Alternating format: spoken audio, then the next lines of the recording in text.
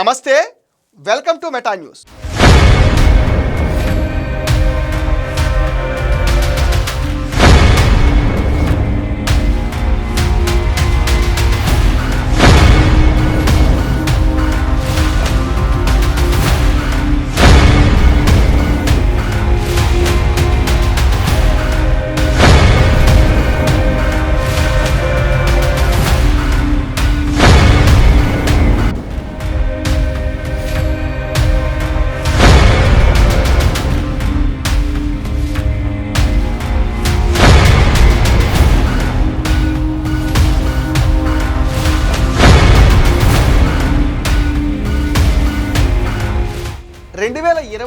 ఎన్నికల నాటికి రాజకీయంగా సుదీర్ఘ అనుభవం ఉన్న వైసీపీ కీలక నేతలు కంపల్సరీగా రిటైర్మెంట్ తీసుకోవటం ఖాయంగా కనిపిస్తుంది. శ్రీకాకుళం జిల్లాలో ఒక వెలిగిన ధర్మాన కుటుంబం అదే పనిలో బిజీగా ఉందని సమాచారం.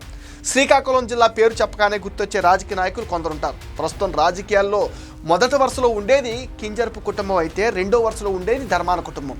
కింజరపు కుటుంబం మొదటి నుంచి తెలుగుదేశం పార్టీలో ఉండగా ధర్మాన కుటుంబం తొలుత కాంగ్రెస్, ఆ తర్వాత వైసీపీలో కొనసాగుతూ వస్తున్నారు. అధికారంలో ఉన్నా లేకున్నా కింజరపు ఎర్రన్నాయుడు టీడీపీకి బలమైన నాయకుడిగా ఎదిగారు. ఆయన హఠాత్ మరణంతో ఆయన కుమారుడు రామ్మోహన్ నాయుడు రాజకీయాల్లోకి వచ్చారు. చిన్న వయసులో వచ్చిన తన తండ్రి వారసత్వాన్ని పుణికిపుచ్చుకున్నారు.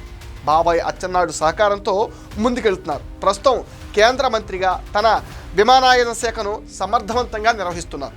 బాబాయ్ మంత్రిగా ఉంటే తన బావ ఆదిరెడ్డి శ్రీనివాస్ ప్రస్తుతం రాజమండ్రి అర్బన్ ఎమ్మెల్యేగా ఉన్నారు. అంతకుముందు రామ్మోహన్ నాయుడు సోదరి ఆదిరెడ్డి భవానీ రాజమండ్రి అర్బన్ ఎమ్మెల్యేగా పనిచేశారు. మొత్తం మీద శ్రీకాకుళం జిల్లాలో నాడు నేడు కింజరపు కుటుంబాందే పైచేయిగా ఉంది.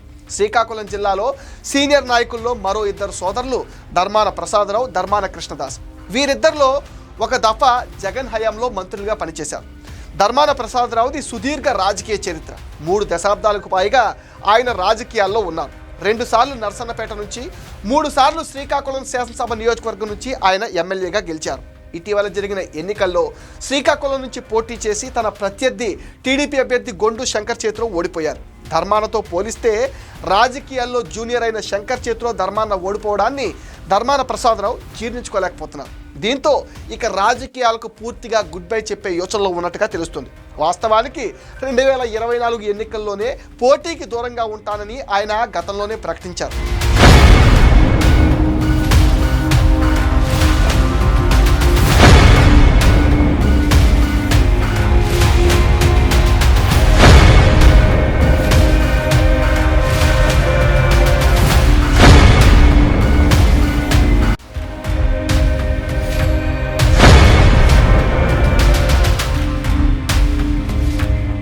తాజా రాజకీయ పరిణామాల నేపథ్యంలో తన కుమారుడి రాజకీయ భవిష్యత్తును దృష్టిలో పెట్టుకుని ధర్మాన కీలక నిర్ణయం తీసుకోబోతున్నారు. ఇటీవల జరిగిన ఎన్నికల్లో తన కుమారుడికి శ్రీకాకుళం టికెట్ కోసం తీవ్రంగా ప్రయత్నించారు.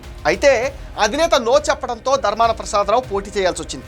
ఇక రాజకీయాలకు గుడ్ బై చెప్పి తన రాజకీయ వారసత్వాన్ని కుమారుడు రామ్ మనోహర్ నాయుడికి అప్పగించాలనే ఆలోచనలో ధర్మాన ఉన్నట్టుగా తెలుస్తుంది. తండ్రితో పాటు కుమారుడు రామ్ మనోహర్ నాయుడు ప్రస్తుతం రాజకీయాల్లో ఉన్నప్పటికీ పార్టీలో క్రియాశీలకంగా లేరు. ప్రస్తుతం ధర్మాన ప్లేస్ను తన కుమారుడితో భర్తీ చేసే ప్లాన్లో ధర్మాన ప్రసాదరావు ఉన్నట్టుగా తెలుస్తుంది.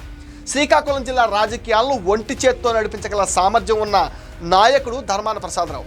శ్రీకాకుళం నియోజకవర్గంలో గుండా అప్పల సూర్యనారాయణ, ధర్మాన కుటుంబం మధ్య రాజకీయం నడుస్తూ వచ్చింది. 1985 నుండి 2019 వరకు శ్రీకాకుళం అసెంబ్లీ నియోజకవర్గం నుంచి ఈ 2 కుటుంబాల నుంచి ఎవరో ఒకరు ఎమ్మెల్యేగా గెలుస్తూ వచ్చారు. 1985 నుంచి 99 వరకు గుండా అప్పల సూర్యనారాయణ టీడీపీ నుంచి ఎమ్మెల్యేగా ఉండగా 1994, 2004, 2009 ఎన్నికల నుంచి కాంగ్రెస్ తరఫున ధర్మాన ప్రసాదరావు గెలిచారు. ఇక 2014లో గుండా లక్ష్మీదేవి ఎమ్మెల్యేగా గెలిచారు. అంటే 2019లో మరోసారి ధర్మాన ప్రసాదరావు వైసీపీ నుంచి గెలవగా 2024లో ఆయన ఓటమి చెందారు.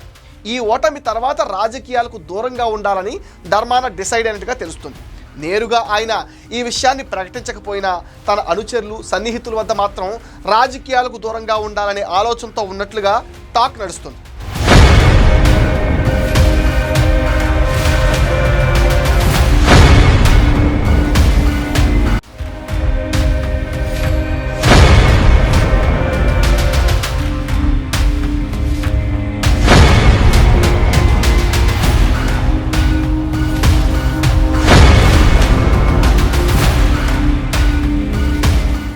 ధర్మాన ప్రసాదరావు తన రాజకీయ వారసత్వాన్ని కుమారుడు రామ్ మనోహర్ నాయుడుకి అప్పగించి తాను రాజకీయాలకు దూరంగా ఉండాలనుకుంటున్నారనే చర్చ జరుగుతుంది.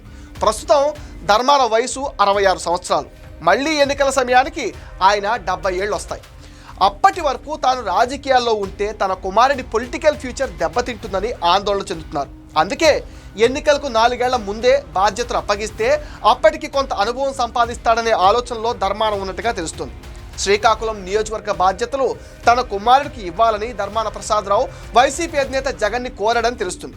అయితే జగన్ ఎటు తేల్చడం లేదని అంటున్నారు.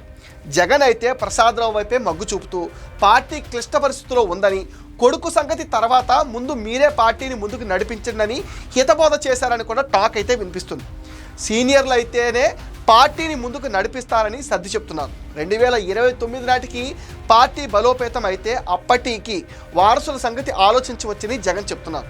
అయితే ధర్మాన మాత్రం కొడుక్కి రాజకీయ పాఠాలు చెప్పాలన్నా, రాజకీయ అనుభవం రావాలన్నా ఇప్పటి నుంచే పార్టీ బాధ్యతలు అప్పగించడం మంచిదని చెప్తున్నారు.